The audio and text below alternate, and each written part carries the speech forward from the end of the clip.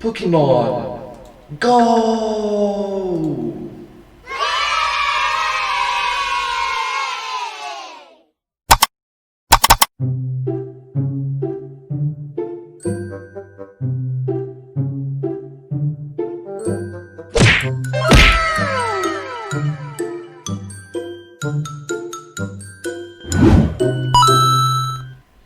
Hello everyone, welcome to this video. In this video, I'll be reacting to one of the early uploads from the YouTube channel, the Game Theorists. I'm a huge fan of their work and hope that you will like this video as well.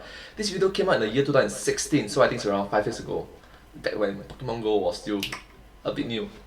Rumor has it, there's been videos circulating around online that there's this new Oh my god, CatPat looks so young! super rare Pokemon out that has proven impossible to catch. But you know me, impossible is not a word that I understand, so we're gonna find this thing and stick him in our balls. Rock. The Rock? What? Some sort of weird promotional thing that Nintendo's doing. Well, okay, cool. Gotta catch them all. Bring it on, Rock.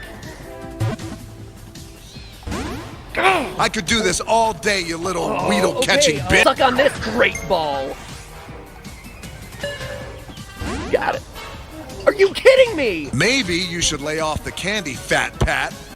Oh my god, CP is infinite. You're starting to look like a Jigglypuff. But hey, that's just my theory. Man, Rock is a dick.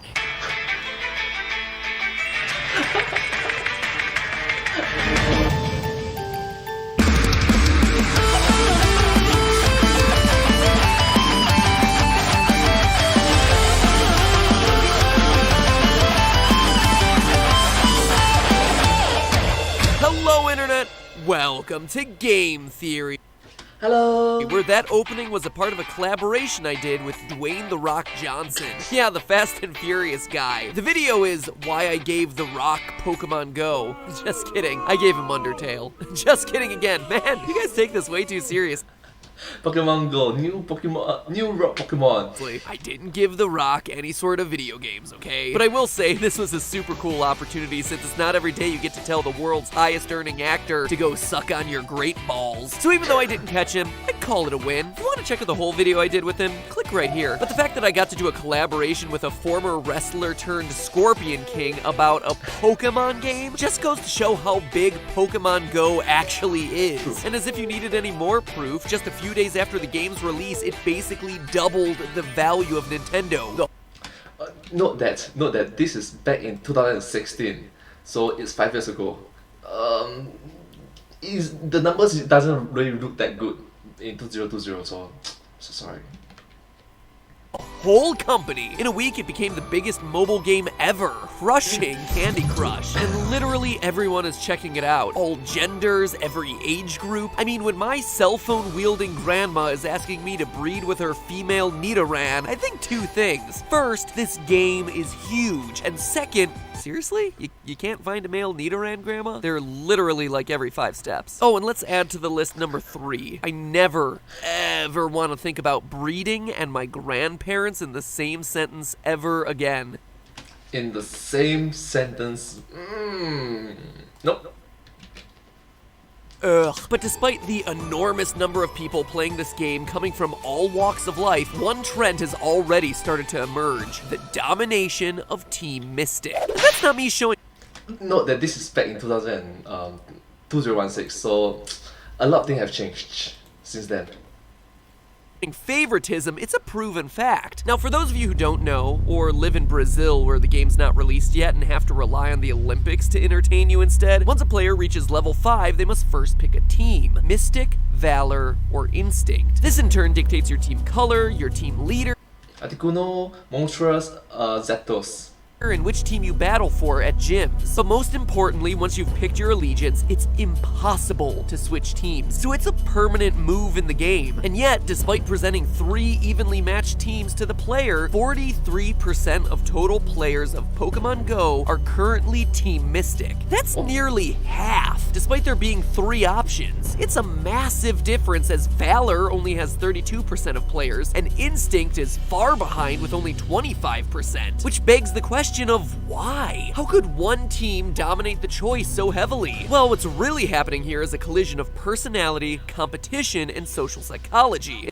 Oh wow, this is gonna be very educational. In other words, a whole lot of science. And when you boil it down, there are actually 3 key reasons why Team Mystic is the Pokemon Go team of choice. And no, it's not just a hashtag Team Mystic thing. So let's pick apart the minds of Poke trainers across the globe to get to the root of Mystic's magical domination of the field. Every day, the stuff we see around us influences the way we think, usually way more than we even realize. Ads, marketing, even regular news articles you read take advantage of the way your brain works. And I'm here to tell you that Pokemon Go teams are no exception. We're going to get into plenty of psychology about the teams themselves, but before we even get to that, I'm going to tell you that the way the game's marketing presents the teams, as well as the game's interface, makes you predisposed to choosing Team Mystic. Look at this layout of the teams, and this one.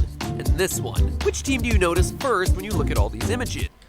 Team Mystic, the blue color one. Well, if you're like the vast majority of the population, you notice the one in the middle. This is called the center stage effect. Oh, that's correct. The center stage effect.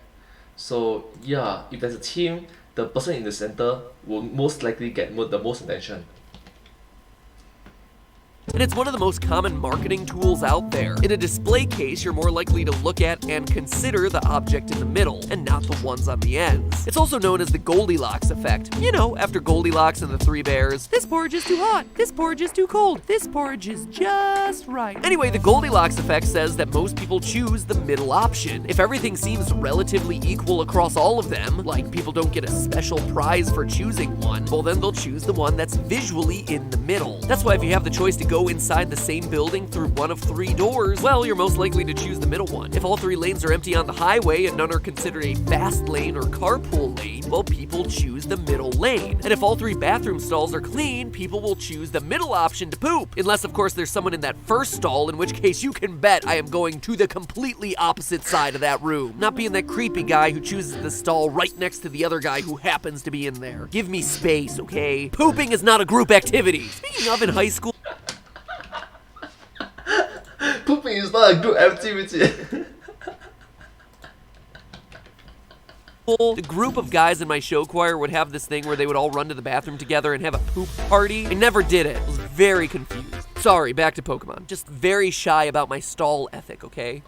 Anyway, if you're a huge Pokemon fan or you already know things about these teams, well then, the choice isn't so equal anymore. For instance, if you have a friend on Team Valor, you might be tempted to also choose Team Valor to play with that person. It's no longer a neutral choice. But for those of us with no friends, still walking around at level 5, not realizing that we just have 75 Bellsprouts to our name, Most of us. well then, we're just gonna choose based on whatever's in front of us. And what's in front of us at the moment of choice is Team Mystic. Now for those of you jumping onto the Pokemon Go train a couple weeks in, well there's another factor as well. Everyone wanting to be on the winning team. Think about it. This is one of the few games most of us have played in recent memory where you actually have to occasionally interact with real people in the real world. It's horrifying. And for those of us who are used to the anonymity of the internet where we can celebrate our victories by dancing around in our basements in our underwear, admit it, you do it too. We don't want to face the embarrassment of a loss, especially when playing a game in the real world. No, now when we're going to choose a team, there's a whole lot more at stake, but we have an advantage. We already know what the most popular choice is because everyone else has been talking about it. We know what team gets more wins, controls more gyms, and potentially has the best shot at special perks because it's the team with the most people. You guessed it, it's Team Mystic. This is called the bandwagon effect and is a very real psychological phenomenon that says that people are more So there's a center stage effect, there's a bandwagon effect, there's a lot more things down the line. Huh. likely to adopt a belief or start doing something if they already think it has momentum. It's the reason why Yelp reviews exist. As human beings, we get information from the people around us. We go with the majority based on instinct. No, not team instinct, just actual instinct. So think of a really terrible example from history. One of the most horrific moments in history where people joined a bandwagon and got carried away. You guessed it, Justin Bieber. As more and more people— What the hell? I was thinking of that history. Yeah. thought he was good, the easier and easier it became to overcome the critics, despite everyone's eardrums bleeding. And Justin Bieber goes to show how dangerous bandwagoning can be. You see it on YouTube all the time, where for a while it becomes cool to hate someone or some channel, or badmouth some kind of video or a game. With Pokemon Go, people see that it's easy to be in the in crowd if they choose Team Mystic, so they're more likely to choose it, on top of it already being reinforced by seeing it front and center quite literally all the time. But it's not all about how the teams are presented to you on the screen, they're also all associated with a color. Mystic is blue, Valor is red, and Instinct is yellow. And last week, to help write this episode, I surveyed you loyal theorists and over 30,000 of you responded. One thing that was immediately interesting about your answers was that 23%, or about 7,000 total, chose your Pokemon Go team based purely on the color. That's a lot of people, over a fifth. So then why would the blue Mystic team have the advantage here? Well, first, because blue is the world's most popular color, across multiple tests, across nearly all countries, and across both male and females. Even, well, the Earth is a blue marble. Second favorite, either red or green depending on the country, and much further down the list is yellow. And remember, that's exactly how our three teams lined up. First Mystic blue, then Valor red, then Instinct yellow. Here in the United States, this color battle takes on even more meaning since it's an election year, with one political party being associated with red and the other with blue. And yet, in an ironic twist, regardless of whether a person is a blue Democrat or a red Republican, on the whole, blue is still the preferred color. But why? Well, scientists believe it has a lot to do with the calming emotions blue tones evoke. It's the color of the sky on a sunny day or a calm body of water. Red, on the other hand, is often the color of anger, rage, or passion.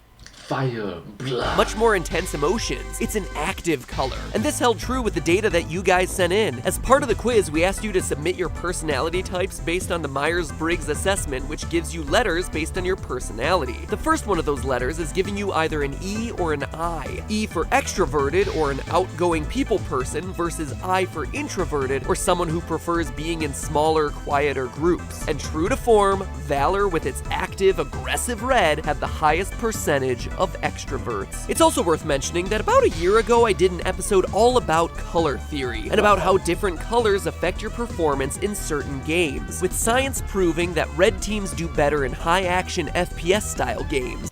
High pressure, high intensity. And blue teams doing better with strategy-based games like chess and MOBAs. Red's association with excitement and aggression play into your advantage if you're in a shoot-'em-up style game that requires taking big risks. Blue, meanwhile, is at an advantage whenever there's a slower-paced game that requires more strategy and trustworthy. In which you plan ahead properly, more than you just yeah. Different colors for different situations. Now with that in mind, look at Pokemon. It's immediately clear that this isn't a run-and-gun game, it's a walking game, and a game that you play over the course of weeks, where you strategically collect your Pokemon, breed them, you team up with other players. Basically, you're playing the long game to catch them all or be the best like no one ever was. So where does all of this leave Yellow? Well, Yellow is rarely associated with any competitive qualities. It's about optimism, happiness, which helps explain why it's the last choice based on color theory. Psychologically, you don't get any advantage in the game, and looking outside of Pokemon, Yellow doesn't have a big strategic position as a color in general. It's on the fewest national flags and rarely appears on sports jerseys. You can even see these color theories at work in brands that choose these particular colors. The Nintendo Red conveys that their games are all about excitement and immediate action. Think about the platformers like Mario or the wide-open adventures of Zelda. Then look at Blizzard's Cool Blue, which conveys that their games are about strategy and building strength over the long game. Blue is also one of the key colors in IKEA, incentivizing customers to calmly walk around the store, taking their time, getting lost in the rooms upon rooms upon rooms of items. Seriously, I am always getting lost in IKEA. Yellow is the other color of IKEA, which conveys a sense of, I guess, optimism that you'll ever be able to turn these 68 pegs and composite boards into a nightstand. If I remember correctly, right, yellow is, according to the human eyes, for the human eyes, yellow is one of, if not the brightest color in which we can detect. Yeah. Or was it meant to be a coat rack? But all of that is just the tip of the iceberg. If global trends in color psychology, group bandwagoning, and user interfaces don't have you convinced as to why Team Mystic is currently crushing the leaderboards, then I can do you one better. I can identify your team simply by knowing a little bit about your personality. I mentioned this before, but it's definitely worth mentioning again right here. When we asked you to fill out a form about your Poke Team preference, 30,000 of you responded. Seriously, psychologists work for a year to get even 1,000 people to fill out a survey. So having 30,000 people take a poll would have them more excited than any of us catching a Gyarados. So thank you guys so much for that. And the Oh no, it's not catching a Gyarados, catching a shiny Gyarados. data that you sent in showed the third reason why Team Mystic is crushing it on the leaderboards, which means I owe you some results next time. I'm gonna dig deep with you guys on this stuff, so I'm dedicating the whole next episode to you and the individual teams that you identify with. Cue the groans about it being another two-part episode. I know, but hey, we need time to edit this. Yeah, this thing takes so much time to edit that I have to skip an episode of Steven Universe during a Steven bomb just for sake of getting this thing out on time. Yes, it's heartbreaking.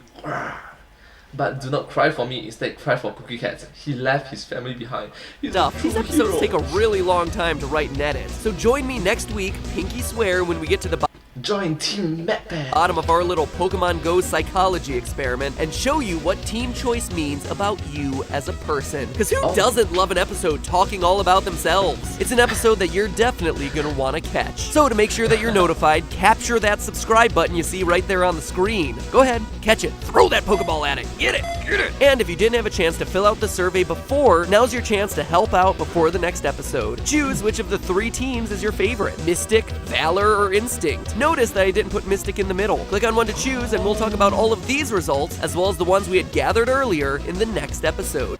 Oh, he's taking effect of he's taking because of the center stage effect, right? Yeah. So this is it, your chance to help out Game Theory. Thank you guys so much. Now if you'll excuse me, I still have a Hitmonlee to catch. So Hitmonlee. What about Hitmonchan? I'll see you guys next week. And in the meantime, remember, that's just a Monkey in Soviet Russia, Monkey likes you. theory. A game theory. Thanks for watching. It's nice. Get it to shake 3 times. Ugh. Alright, thank you so much for watching this video. Oh, I just noticed something. The end screen is red color. He's trying to make us think red is the better option. Right? Is that his hidden meaning? Huh. Anyways, thank you so much for watching this video. I hope that you like this video. It's very thought-provoking and makes you think about a lot of things. But hey, if you don't like this video, please consider to like and share and subscribe to my channel, and comment down below. Yeah, comment down below if you have anything to share with us. The video directors who came from the YouTube channel The Game Theorists, and yeah, I hope that you support and show appreciation for their channel as well. But hey, that's just a theory. A game theory. Thanks for watching. See you next time. Thank you.